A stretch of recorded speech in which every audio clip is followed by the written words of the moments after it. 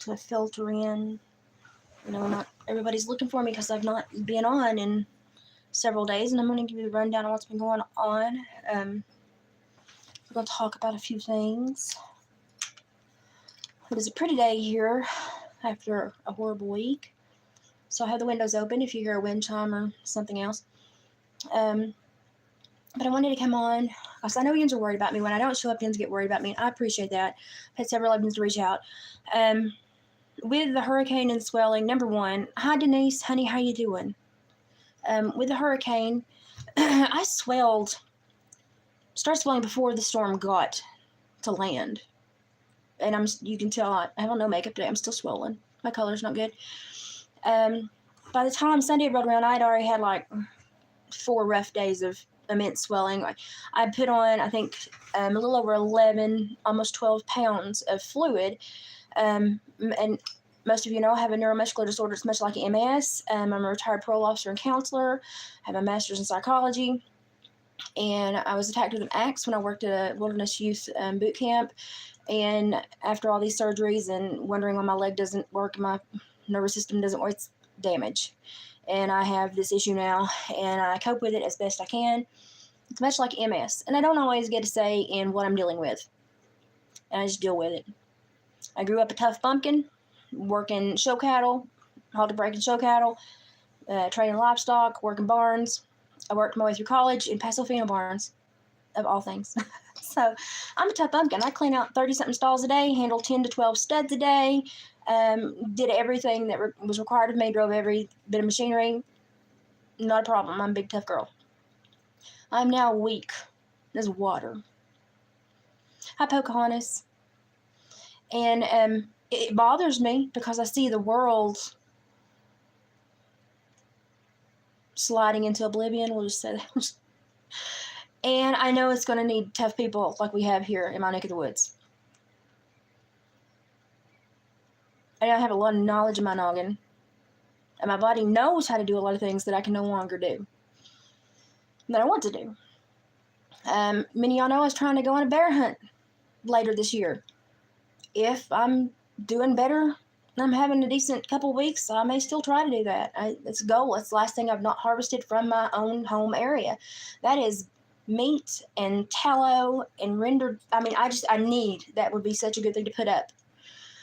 If you all don't know how to use everything you get, check out an East Tennessean. And if you don't think that we know how to use everything we get, check out the East Tennesseans and North Carolinians that are living on nothing right now, that are choosing to stay on their land and camp rather than be disappointed by the lack of aid or lose anything else to looters.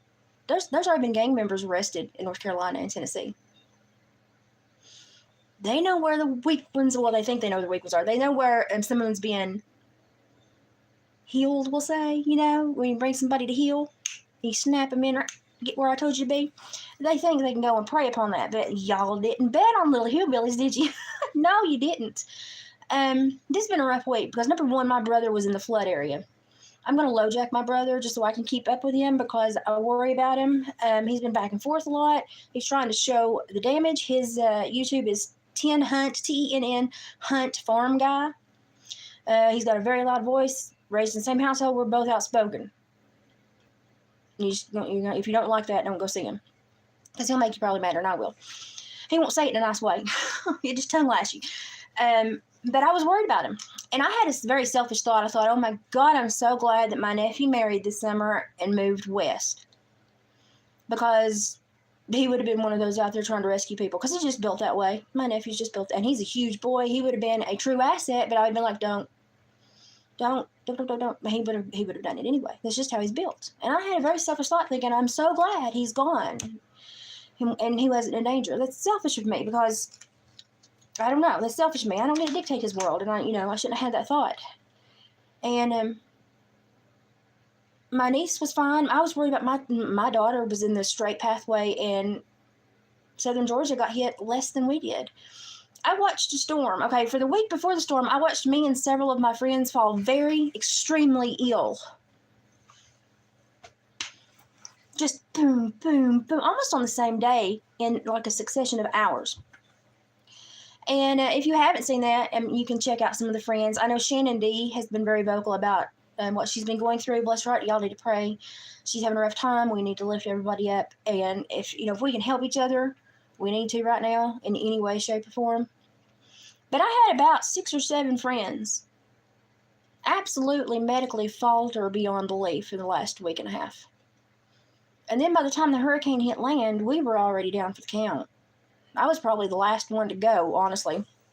And I was hobbling around, and I had messaged my at-home nurse, and I said, "Listen, I'm really swollen. I'm putting on a lot of fluid.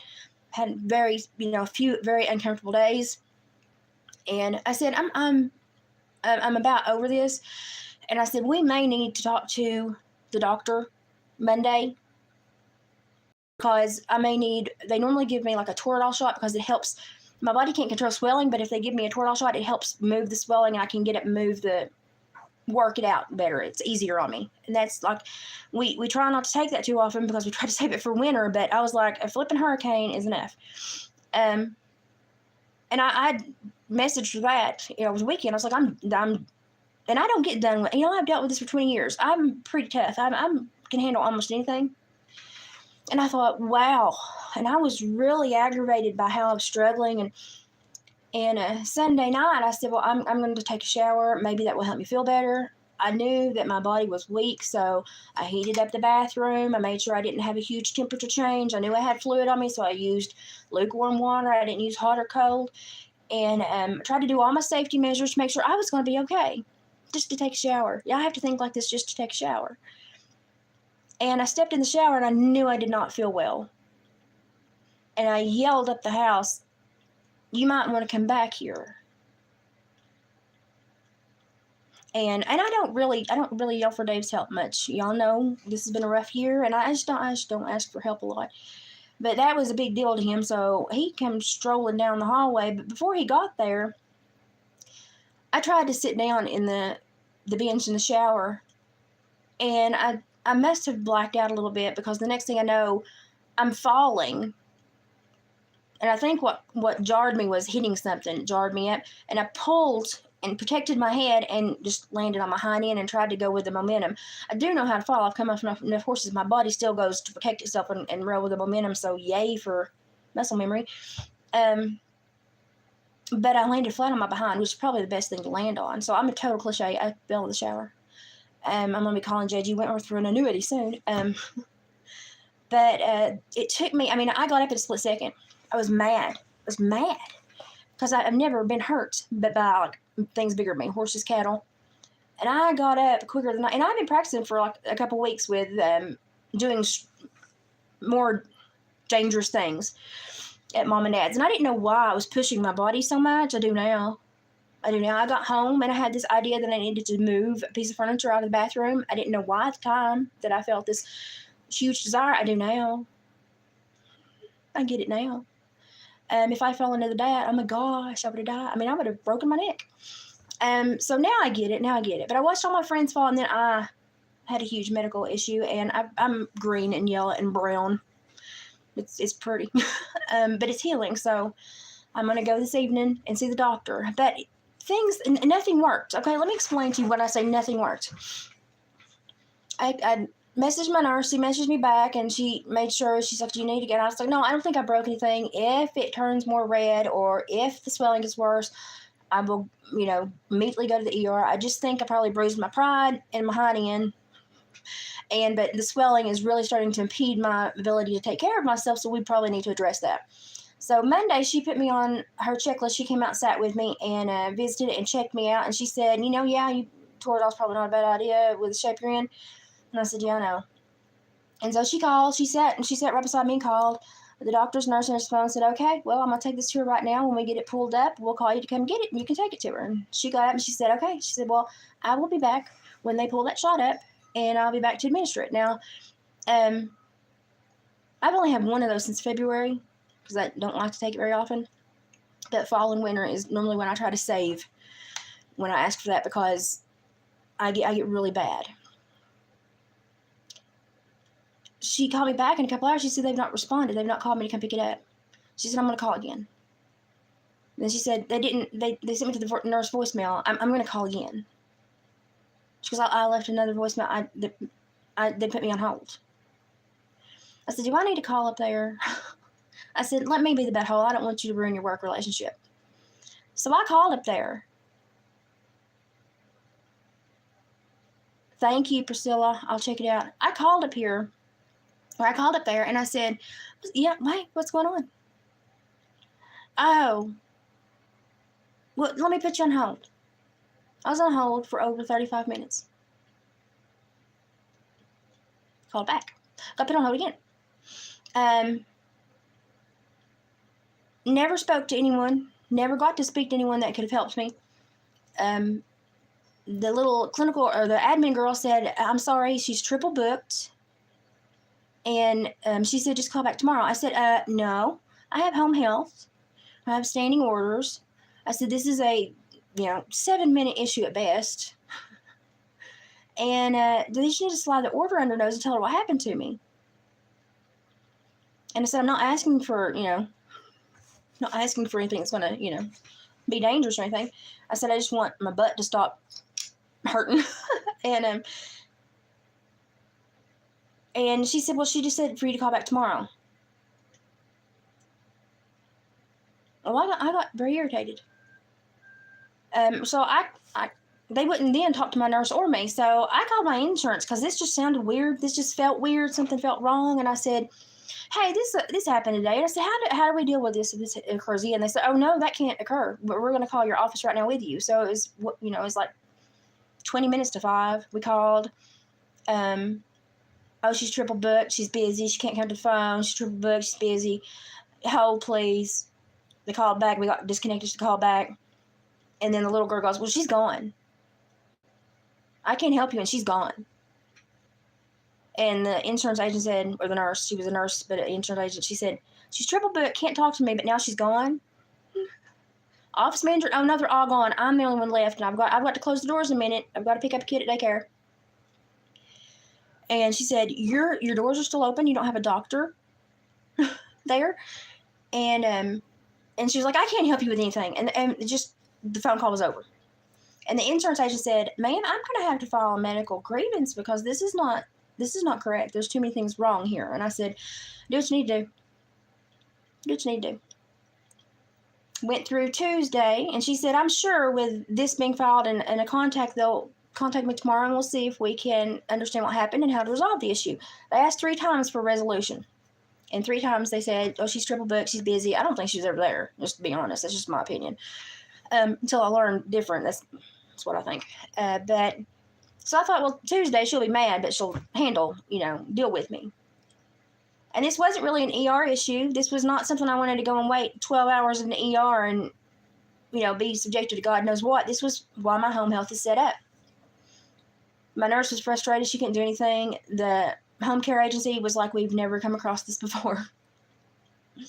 And all day Tuesday, I called the insurance again. The insurance tried to contact the provider again. Just what the heck's going on? Nobody would still call them back. So I went over 48 hours.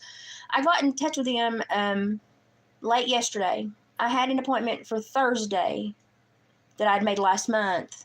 And it was just thyroid checkup and how am I doing? And I said, yeah, I'll keep that. And just keep that.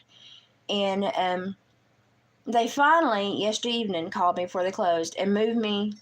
Well, they said what they originally said was that my nurse messaged me and they said, she said, they just called me and told me that if you wanted that medicine, you were going to have to come in or have a video appointment. And I said, I've had one shot this year. And I said, they just pull the order and draw it up and you just come dart me. She said, I know. I said, well, I'll call up there. I called up there and I said, well, apparently, even though I know how this works, I have to be seen. I said, so someone that has home health now has to, either have a video call, which is not appropriate for somebody with my health issues. I mean, honestly, it's either my nurse is here or I need to see the doctor. It's not like, I don't need to chat with you. I either have an issue that you or my nurse can help me with or I'm okay. That's kind of how we go.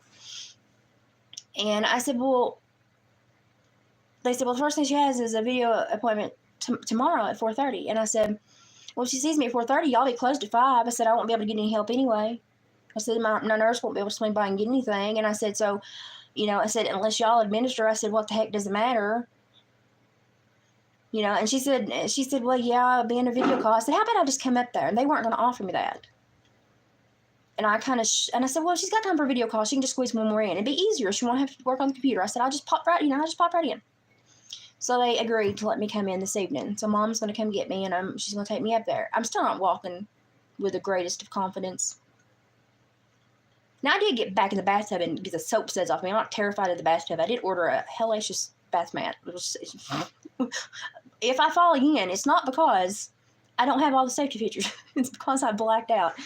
But I'm going to go up here this evening and see what her behavior or explanation. I don't know. I don't think there can be an explanation. Unless, if someone in her family died or was in a horrible accident, she had to immediately leave the building.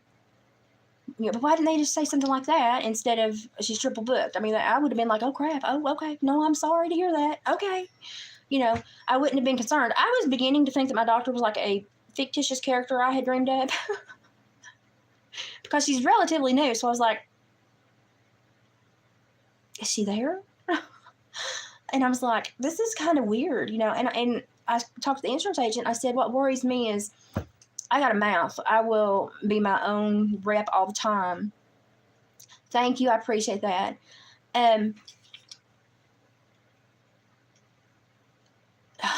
Probably it was getting modded. I re-put it to Subzone or something. I get trolled a lot because I'm a very vocal person. But I've not been apologized to. I've not. So we'll see what the behavior is this evening. I was mad the days that I was hurting, that I was just dropped like, an egg they didn't care about. But today, and yesterday, well, in the days I was hurting too, I was sitting there going, what about the people that are on home hospice or elderly on home health that don't have my voice or my knowledge and don't understand, that this is wrong? How are they being treated? Oh, God, that scared the crap out of me. So I'm going to sit there this evening, but now I've told the insurance. The insurance said you need a new doctor. And I said, I know. I said, I was trying not to move until after we got my thyroid dealt with. If I know I need to have surgery or not. I said, but I think now we're probably going to have to choose a new doctor. And, hey, Annette. And so I am, and I know I want to go back to the one that I had previously. Ever since he left, it's been a succession of PAs that have not cut the mustard. So he's going to come back. He's coming back to the area. They've set up a practice where a doctor left. I called my insurance agency. They said, he's just, the paperwork's not done yet, but as soon as it's done, we'll assign you to him. And I said, okay, that's fine. I said, I'll just tell her if you can just 4 to 6 more weeks, I'll be out of your hair. Shh, But I'm going to sit there and ask her what happened this week. And where the breakdown was, because it greatly concerns me that it's going to be something that a lot of people have felt, not just me. That was the first time I really truly needed like fast help, like a big issue in a long time. And I was completely and utterly irritated with the response. Pissed off. I was mad. I was mad. I was frothing at the mouth. And my nurse, I felt so bad for her because she was just as bumfuzzled as everybody else. So it's been a rough week. And then on top of that, of course, my brother's right in the flood of all of it. TENN, 10 Hunt Farm Guy. He's putting up videos of the damage and the flooding and the destruction. He lost a dear friend in the flood that was trying to rescue people. His boat capsized. They didn't find him until last night. What bothers me even more is I go on TikTok and I go on these other social media platforms, and I'm seeing people that are saying, oh, yay, the South is destroyed. All the racists are dead. Well, everybody in the South that you're talking about that has just got, lambasted by this hurricane, we're looking at each other going, are they okay? See that? Are they okay? Do you think they're okay? All colors and creeds going, are they okay? All you're doing is look at somebody else going, why do you hate me? We're sitting there going, are they okay? Why do they hate everybody? Are they there? Why? But all you're doing is look at somebody going, why do you hate me? You don't even wonder about it, do you? You automatically think you know what's going on down here, and you think everybody's full of hate. You do know that most people who live in the South are descendants of slaves. All colors. There's a lot of people that still live here. Most of the rich people moved out. When they couldn't keep their big farms alive, or they couldn't keep their cotton gins going, they moved out and left the scruffy people that didn't have the means to move. That were mostly slaves. They're of Irish descent, they're of African descent. Hey, some of them were native. They got scooped out of the woods and put to work. We are a motley bunch down here. We are a Heinz 57. We've got everything in us. Mostly native and Irish. But there's everything, because everybody was selling people as commodities back then. Of all colors. Do your history. See where slavery and racism really exist today. Go look and see where. Do it. It tickled me. But most people live here. We're descendants of slaves, and I worked at a lot of the camps that were along the path of destruction. And I went to a camp and did a 2-day stint in Boone, North Carolina. I met you too. I went there a lot. And I thought, wow, this is a paradise. This is an absolute paradise. Higher in elevation than us, just a little bit cooler. Mature forest, a lot of shade. It was gorgeous. And as I've watched this, I've watched several of my friends have huge medical issues. Then I watched a hurricane make landfall, completely scoot over my daughter with just wind. And amplify over land, which is never heard of. And leave a wake of destruction where everyone immediately says, yay, the racists are all dead. No, there's no racist dead down here, honey. We are helping everybody because we're all related down here. We love each other. We're all God's people. Okay? We're just helping neighbors. We don't see color. We just see neighbors. We just help. We see a kid run in the road, we just jump. We don't care whose kid it is. We just jump. We're just built that way. That's how my brother's friend lost his life. He took his own boat out and was rescuing people. He saved so many people before it got too hairy and he lost control of his boat. There are people down there still trying to get people to come help get their loved ones' bodies out of trees. And you're celebrating. Even one girl said this is God's work. Honey, you don't know God.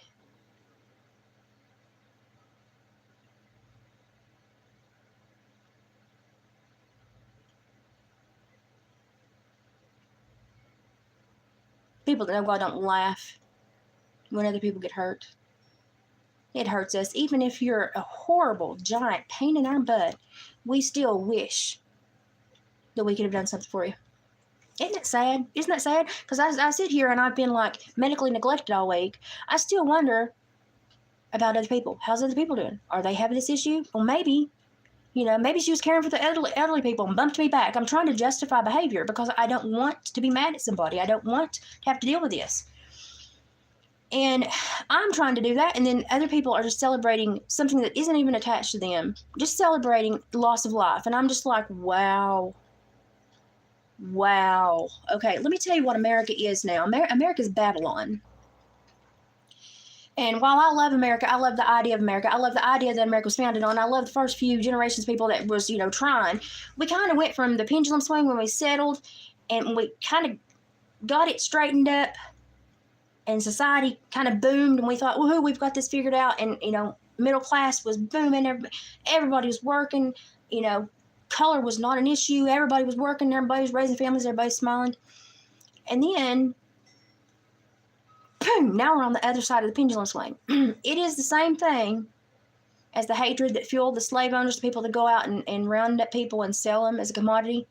Those are the same behaviors that you're exhibiting as somebody that will laugh at the death of someone else, because you truly don't care about the person. You will do with them as you wish. They are a commodity.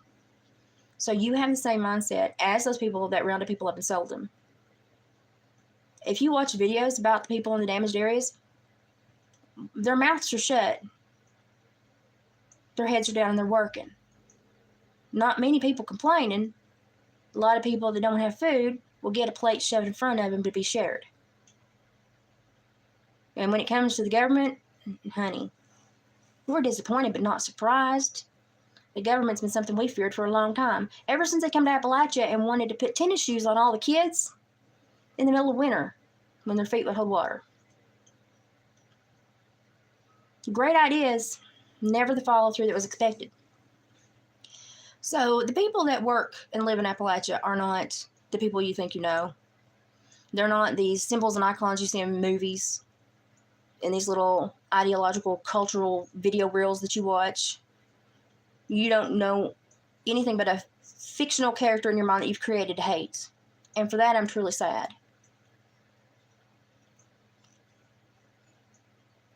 America is Babylon and it's falling. And as the song goes, I'm afraid it's fallen to rise no more. I think we have one last chance. But let me tell you why I think that this is not God-related.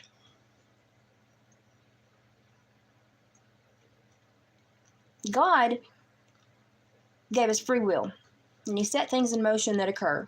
We know how Mother Nature works.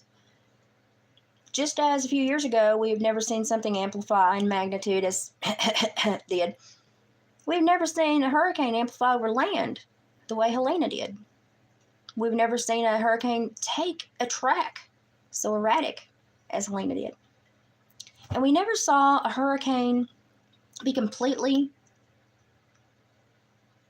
let's say, unsolicited by media, because you know they love to make their money.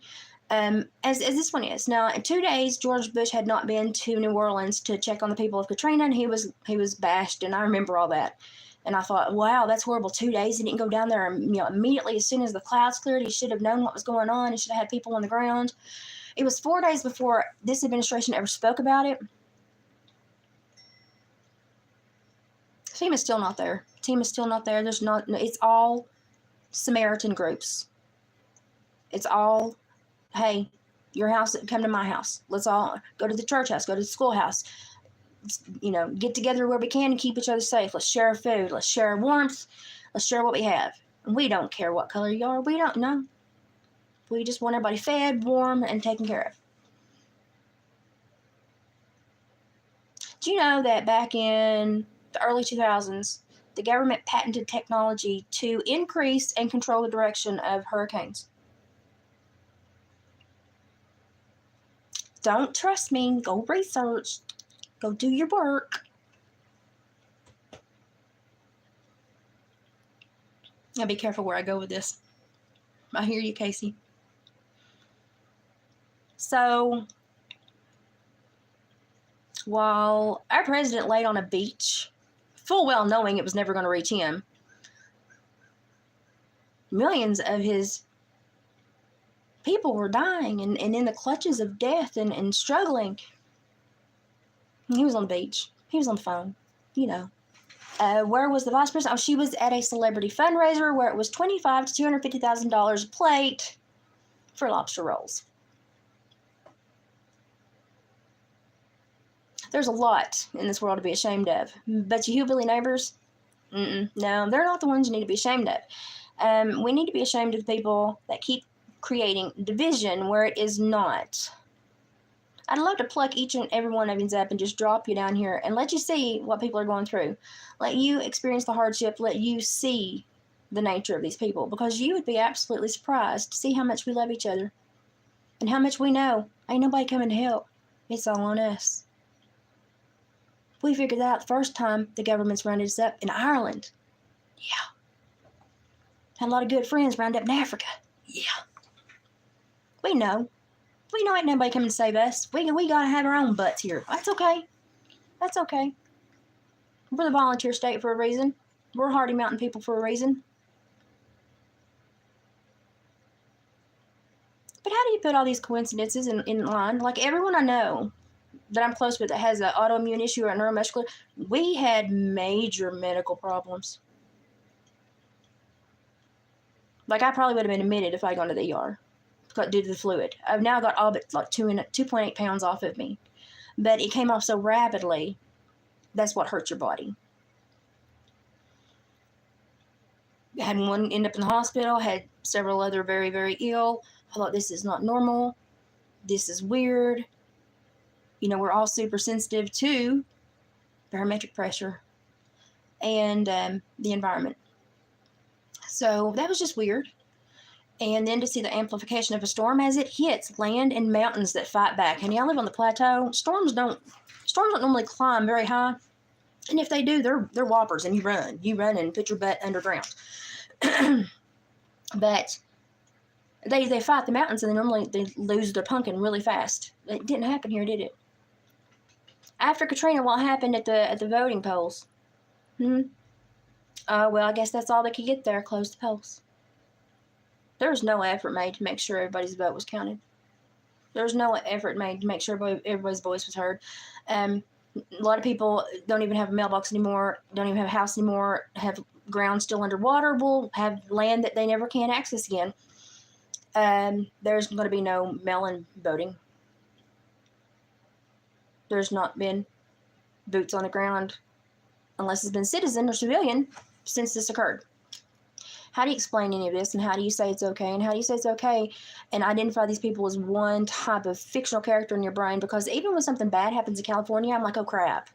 Because I know that there are bad people in California just like there are everywhere, but there are good people in California just like there are everywhere.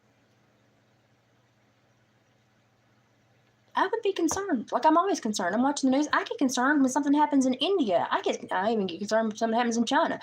We're people. We're humanity. It's what we're supposed to have, at least. But we're running dry on that now, ain't we? Ooh, Lord.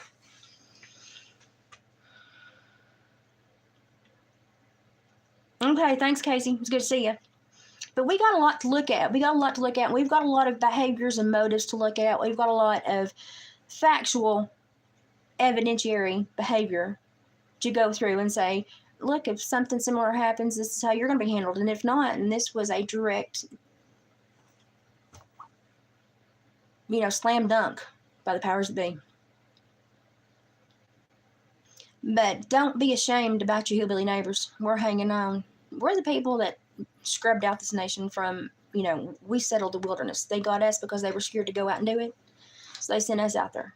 We married all types of people. We created all types. We got little communities that's got Melungeons still in them. I mean, and if you don't know what that is, go look it up. It will enlighten you.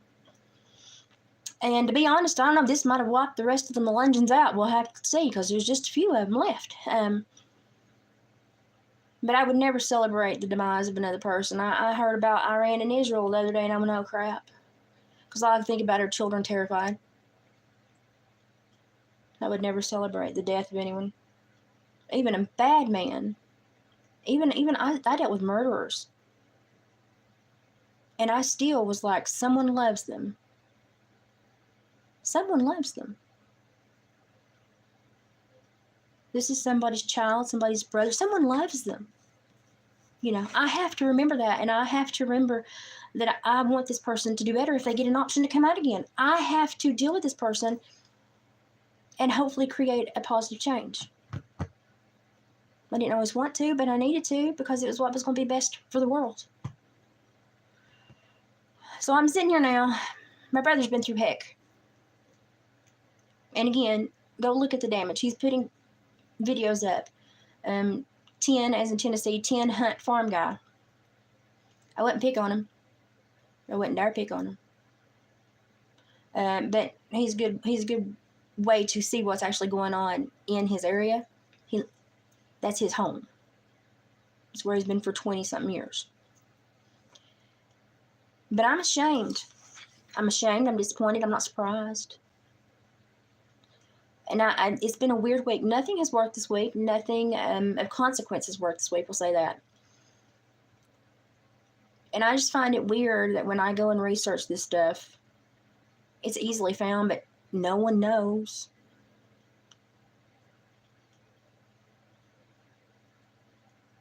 But there's a lot of vapid hate in our nation right now. Vapid hate. And in one ear, out the other, wind tunnel. There's nothing there. Vapid hate.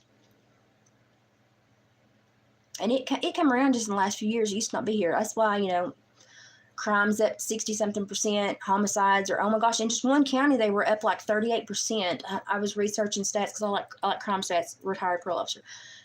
And the TDA gangs, They're taking over various states. They're trying to loot now, and people hit by this. If you can't see what's going on, I bless your heart, Lord love you. Must be nice. I guess ignorance is bliss. But if you can, start speaking out about it. Start talking about it. Start talking to other people. I started a conversation in the Walmart checkout line 3 days before I had this issue.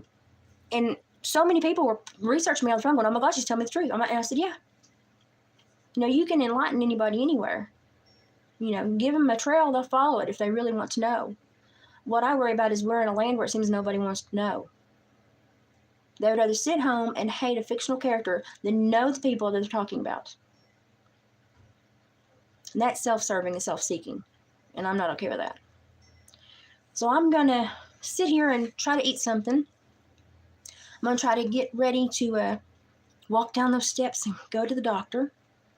And I'm going to ask her why the world fell apart this week. When there's so many safeties in order.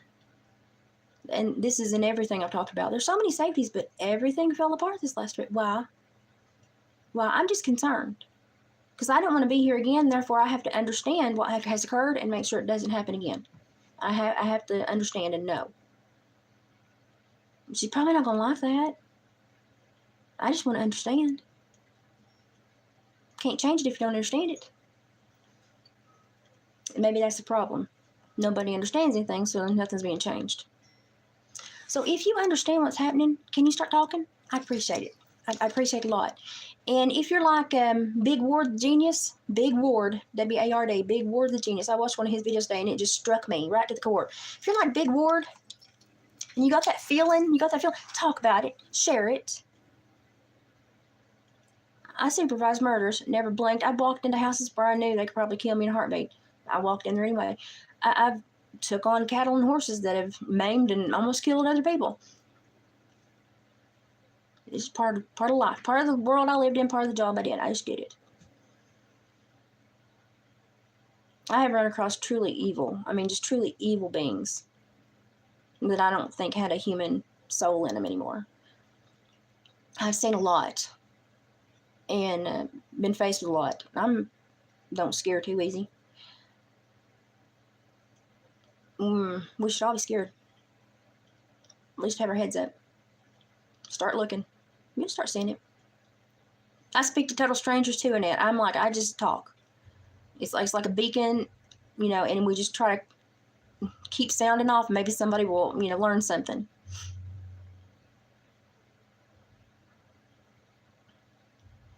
I don't have fear.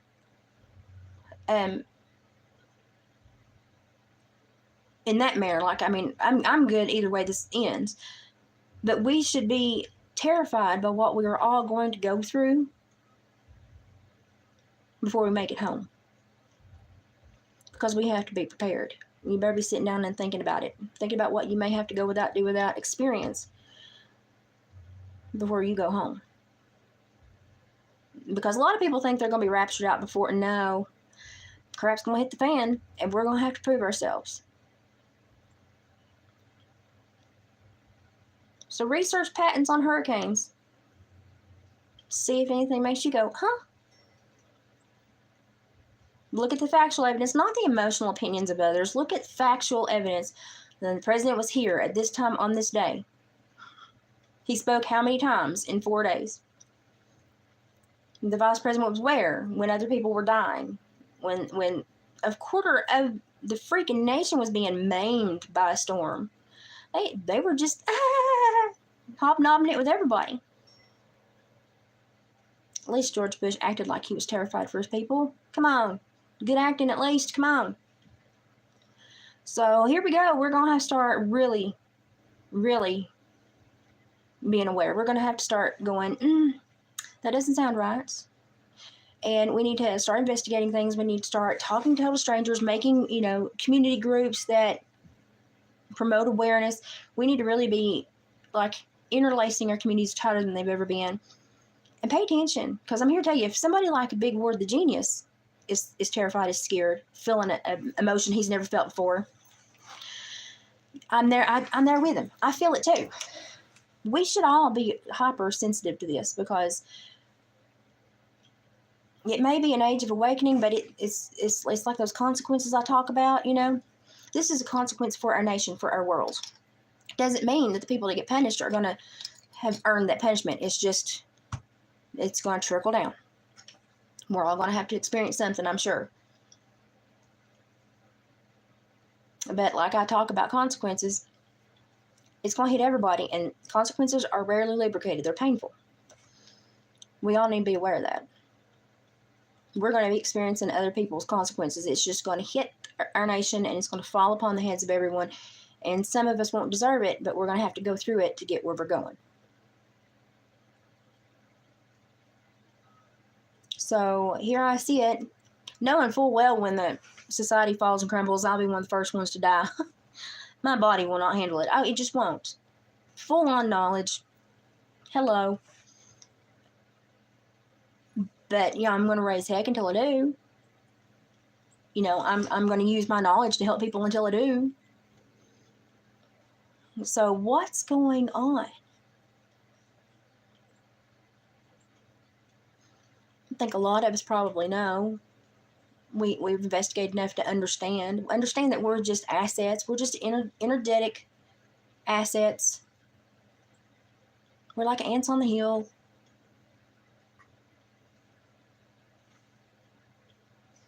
But have you ever stepped in a pile of ants? It can get bad.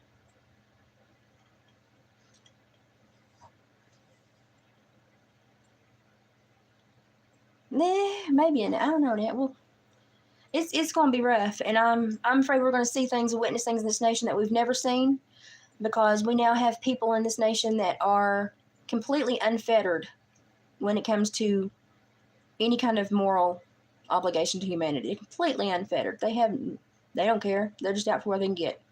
Be aware, it's coming. They're everywhere. They're popping up everywhere, looting everywhere. Chicago's going to break out more any day. And oddly enough, it's going to be a race war, because now we've got multiple gangs, and we've got Central American, South American gangs up there fussing with the gangs that are established. So, it's just like, come on, who's going to pee on the tree next? And the rest of us are decent people just going, this is going to affect us. It's starting to affect us all. We're starting to see it. So be aware, you're not surrounded by your just normal civilians anymore. Venezuela was not like the 4th or 6th most dangerous place in the world for no reason at all. And we don't have a lot of Venezuelans for no reason at all now. They came here to do something. And it seems like 38% of them have already committed,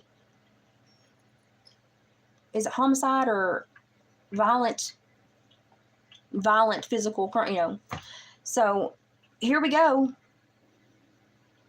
Here we go. It's already started. It's just, are you looking? Are you looking everywhere with an open heart, open eyes, or are you creating those fictional characters that you can sit over here and hate and think that you don't have to deal with, you don't have to learn about, because you need to know about everybody in this nation. You need to understand all types. You need to have an open mind.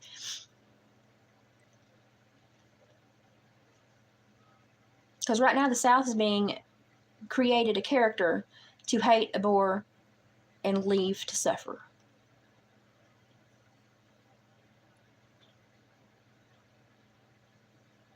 Ask yourself why. What's in the South? What's left in the hills and hollers? A lot of logic, a lot of lore, a lot of ways to survive. A lot of people that think pretty conservatively.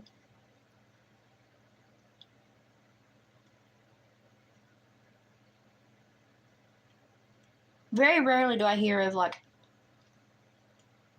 some mild-mannered hillbilly, pop up and become a serial killer or something. It's always someone that's been through a lot, tangled with crime their whole life, and then just gave into it.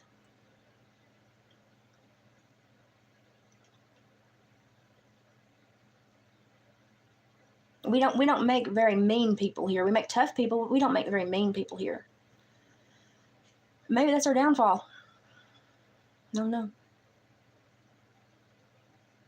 I don't want to live amongst mean people. Do you? So I'm asking everybody. Yeah, we're getting targeted pretty bad. And we're getting talked about, but keep your mind and your heart open. Hey, we're tougher than most, and we're going to make it through this. We've got each other's back. We're sending food. We're sending stuff. I mean, you can't even buy water in my neck of the woods because we're sending it all down there, and that's a very good sign.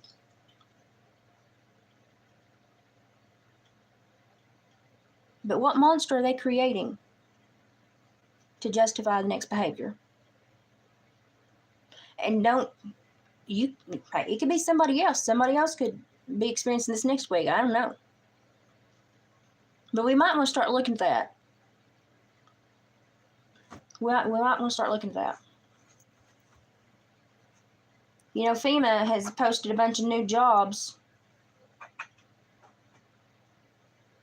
So, you know, government funding is going to pay a lot of people to apparently not show up.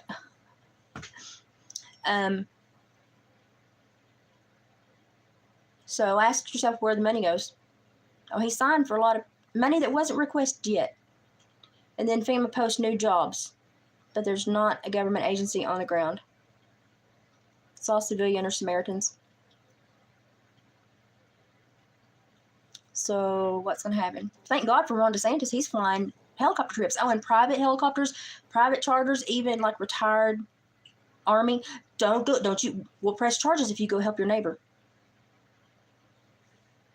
You know, that's how most people got saved. They were just saved by private individuals that said, screw it, I'm going to go save people.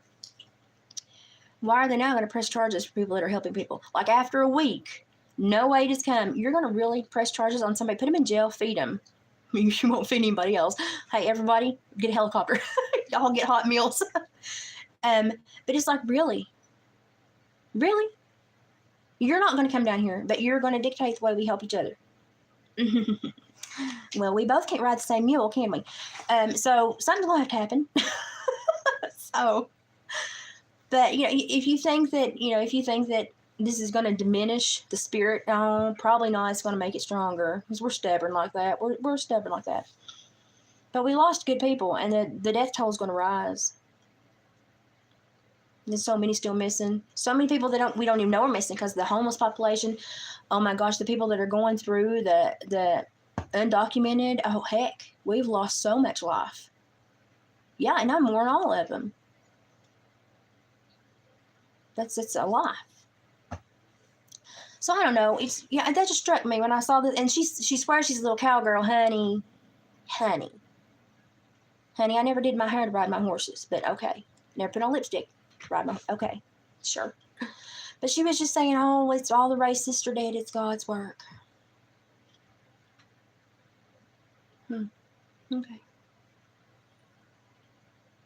Okay. We'll see what you call the next one, and the one after that, and the one after that, until eventually it's your butt on the chop block, and then we'll see what you call your own demise. Who you blame it on then. What comes around goes around. This nation is one huge merry-go-round right now. Safety is nowhere to be found. Help, aid, heck, love is nowhere to be found. So if you're going to ride this ride, buckle up, Buttercup. It's going to be a rough one. And understand what's fixing to happen, what you're walking into. You are unaided.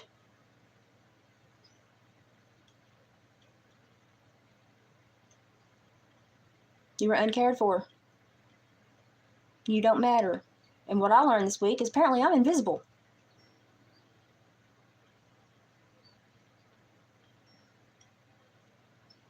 So what kind of country do we want to live in? We're going to have to rebuild. Which one are we going to build? What are we going to show these people that hate us? What attributes do we want them to see? How are we going to behave?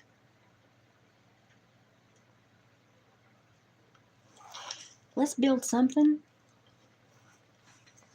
that they can't destroy and that makes them sit back and go, crap. There's still people in this world that love each other. Let's build little communities again. Little church houses, little schools. Let's talk to our neighbors again. Let's take pies to people on Sunday. Let's shake hands with people we don't know. Let's look at people's lives that we may not agree with and still find something to love. Wouldn't that be nice? I hope that's what we rebuild, and I hope that's what we show you as we rebuild.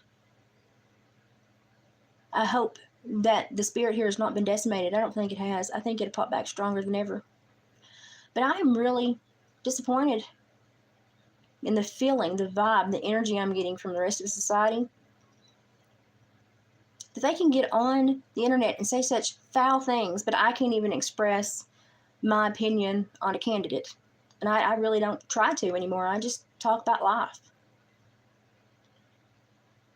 They're wishing death and reveling in the merriment of others' demise. And it's left up. No problem. There's no problem with that. There's no problem with that.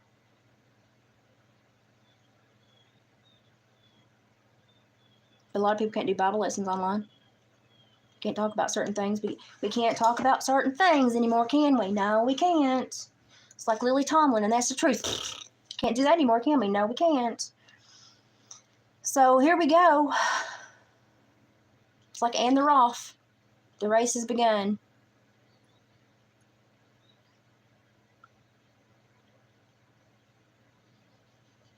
I've known evil people.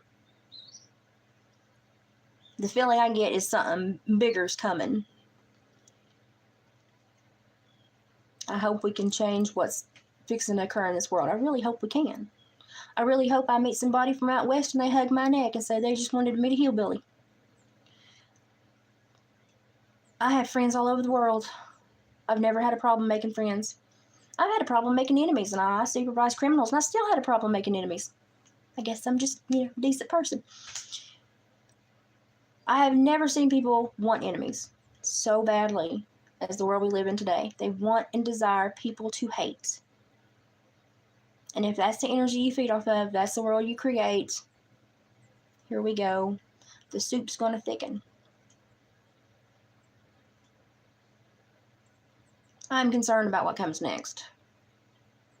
Not for me as much as I am my grandbabies. I don't really give a rat's butt about me. My grandbabies.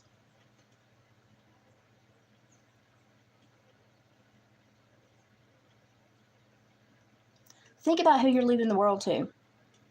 And what do you want to hand them? And how do you make it? And that's what we all got to think about. So I am going to let y'all think about that for a while. I've sat here until I'm hunted and sore where I fell. I'm going to get up and move a little bit and try to work a little bit more soreness out, and then I'm going to try to rest for a few minutes before I head to the doctor. If you want to see the devastation firsthand, just go to my brother's page. Tennessee 10 Hunt Farm Guy. He's posting videos right where it's occurring, his home. He lost a dear friend. And I'd say had my nephew been there, I'd have been worried sick about where my nephew was, because he's a big old football star, and he'd have been packing people out of hills and hollers. That's just who he is.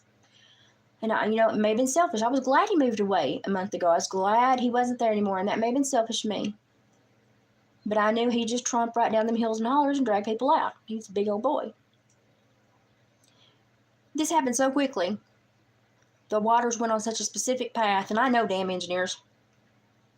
So I beg y'all to look what was destroyed and what was left. I beg of y'all to pay attention to what is scooped up, what is not returned, and what is stolen in the next few years. Heck, few months. I bet you we get another national park out of land that can't be returned. I bet you the Army Corps of Engineers pops up and gets a $200 million project to work on. Be like FEMA getting all these new jobs, this big money to fuel all these new jobs. Tell me when you see one. It's like a sniper. We're going snipe hunting. We're looking for a FEMA agent. Lord. There's still good spirits down here. We hadn't lost all of our humility yet. We're poor. We're simple. We're kind of in touch with God. We're kind of in touch with nature. So while y'all are laughing at me and Raggedy, I'm so thankful we are. I'm so thankful we still know the woods. We still know, have a little knowledge of how to survive a little bit. We still are a stubborn people, and we still want to survive. I'm just so thankful. So thankful. So thankful. Add into all the rain that fell in the last few days, a biolab fire that's been burning. It burnt for several days. None of this is good. But again, I'm not hearing any word. The media's, you have to really dig to understand what's going on. Thank goodness I have friends and family in all areas, and I'm, trying to stay aware. There's a lot going on we need to be aware of. Maybe really all you need to do is search patents. Search the government patents. It's open. You can go see it. Just search them. Just look for the one about how to control and dictate the path of hurricanes. They patented it back in the early 2000s. I'm not saying that's what they did. I'm saying, isn't that strange? Maybe there's a coincidence here. Maybe they thought they could do something, and then it got out of control. I don't know. I'd like an explanation. I'd like to understand so we don't end up here again. Hey, government, I know y'all hate us, but can we understand so we don't end up here again? That would be awesome. That'd be great. The little people that pay your wages, hey, we'd like a little bit of help. Just a little bit. But yeah, it's frustrating. It's really frustrating to know that you can be invisible. You can be hated when you don't know anybody. You can be blipped off the radar of this earth and have people celebrate your death online and have millions of shares and likes. And that's okay. But if you wear a hat, you're a demon. And you can't post that picture online. So let's start thinking about this. John Kerry opened his mouth. Hello? I thought he was dead. He's just been sitting there for how many years? I thought the man was just lock, stock, stuck. But maybe they're just wheeling him off that private jet and, back. Apparently not. He started talking about the First Amendment and freedom of speech and how to limit misinformation. Well, misinformation is just the truth that's not told. Because there's rarely one truth to any story. There's multiple truths. There's a story, there's like a million stories in every event. There's probably 7 to 11 million stories in this event that are really interesting, just the really interesting ones. So there's that many truths. So whose truth would be right? Whose truth would you silence? Whose life would you not want to hear? Oh, the people you hate. Why do you hate them? Oh, you were told to hate them. You don't know why. Oh, because something happened so many years ago, you can't recall it, and you never studied history, so you don't know what happened before that. Oh, you've never studied where America came from. You've never studied the queens and kings that created the desire to create America. Oh, you've not even studied the migration of man across the hemisphere. Oh. I think you might need to work on you, and that's great. Just self-empowerment. Work on you, and I'll help. I'll help if I can. And I'm going to work on me, and if you can help, that would be great. And maybe together, we can build a better nation. We can build neighbors that care about each other. We can stop seeing people that are reveling in the death of others.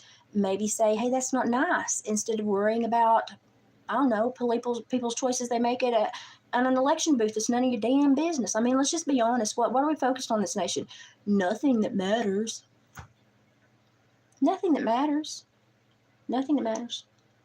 So in order to strip power, they strip lives.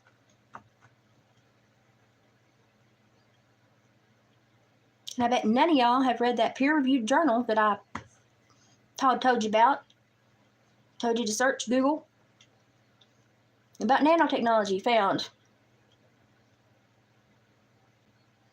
No, nobody did? No, we just don't have the desire to learn. I hope y'all get the desire and thirst to learn that I have. I really do. It's kind of a burden to bear, but boy, it'll wake you up. It'll put you closer to God. It'll scare you back a couple of days and make you pray a little harder. It'll make you apologize a lot faster. Oh, it will. It kind of cleanse the soul. in a very unpalatable way.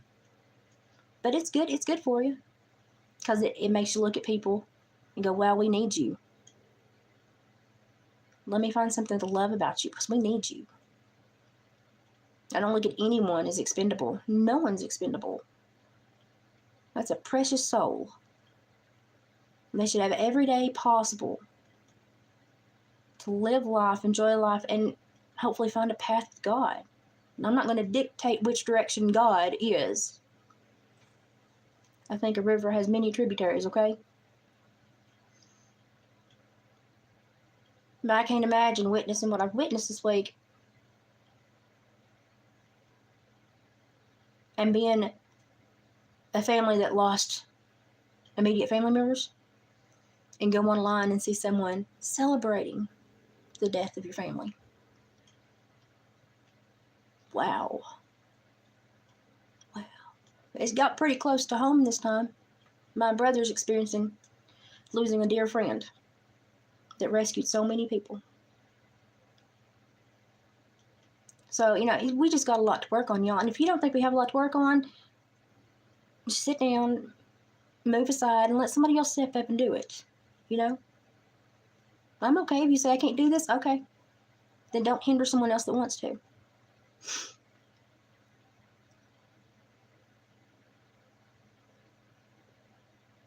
Yeah, Hannette.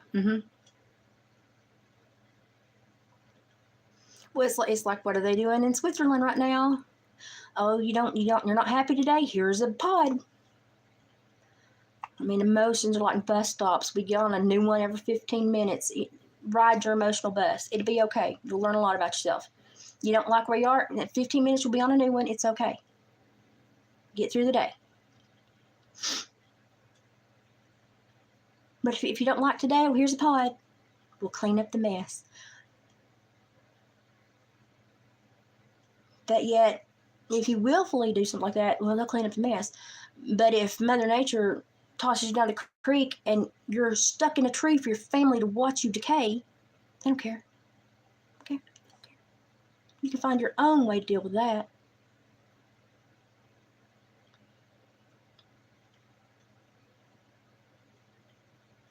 I'm disappointed but not surprised. And I hope that everybody watching it that has even a seed of hate for this area, I hope you find somebody in all these stories that reminds you a little bit about you so that you have to look at this a little differently. Because I guarantee you, if you were watching what's actually going on, you would find a lot of people to love right now. You'd find a lot to like about the spirit that's going on down here in this recovery mission.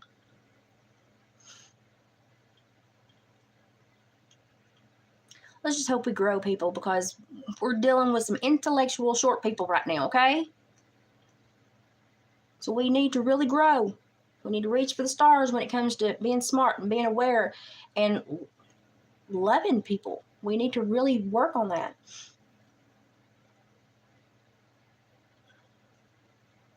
Because I fear what I'm handing my grandchildren if I'm able to give them anything at all. Who knows, may wake up tomorrow and hear trumpet. I'm fine either way. But as long as I'm here, I have to be actively working toward leaving a better world for my grandbabies. And I don't want a world where they go online and see people celebrating the death of others.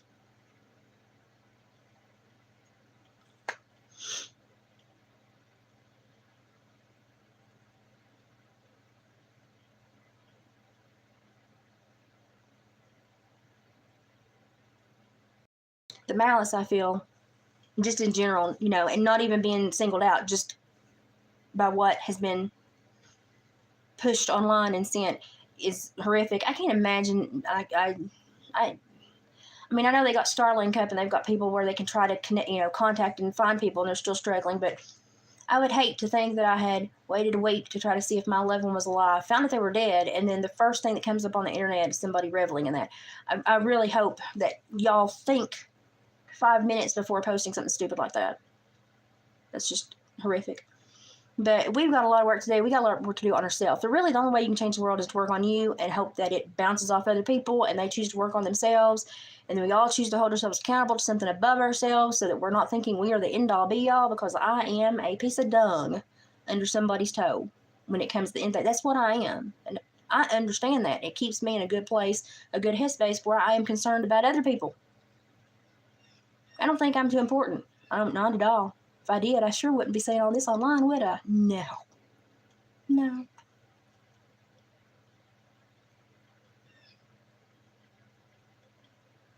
But go back and review the things that I experienced in the last 10 days that I can identify and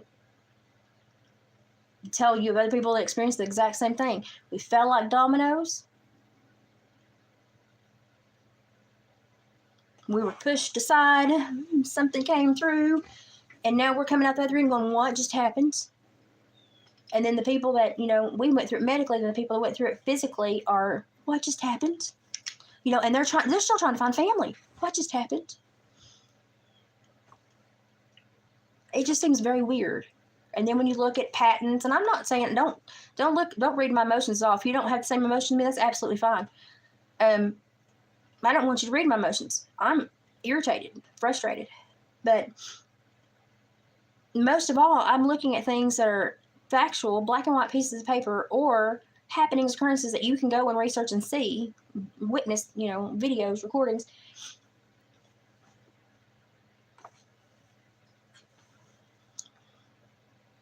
I'm not trying to sell you on a new car or something to make you feel guilty so you have to buy it. I'm just really concerned that we have created a couple of generations that are absolute demons, that are so okay with hate, with evil, with, just stepping on other people to get ahead in the world.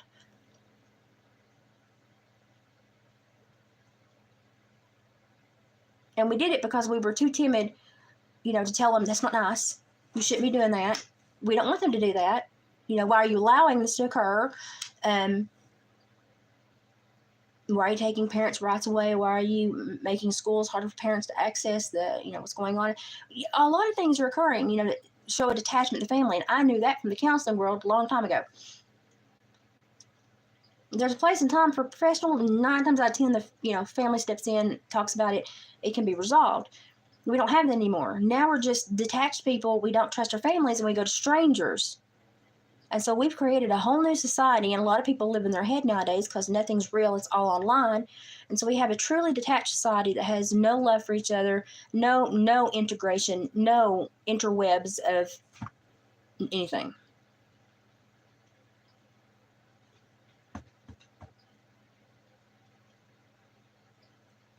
So what kind of society are we building? What are you going to be left in? If you think that's going to be a good society where nobody cares about anybody, it won't be a society where you go on your daily task and just nobody bothers you. It will be one where you walk out your door and you're hounded by people that push their responsibilities onto you because they can't carry them themselves. So you're going to be somebody else's, whipping boy. And it's not going to be a good world. So I don't know. Be responsible for yourself. Stop saying stupid things online. Stop reveling in people's demise and destruction and death. Try to find something to love about people that are struggling. Try to understand the real culture before you speak about it. Sit yourself in it for a while. No, last time I checked, I thought we were all in the same country and we cared about each other. Guess not. All right, lesson learned. But who learns it next? Because I'm concerned. Will it be you? Something we all should worry about. No. Bye, guys. Think hard. Research. Patents.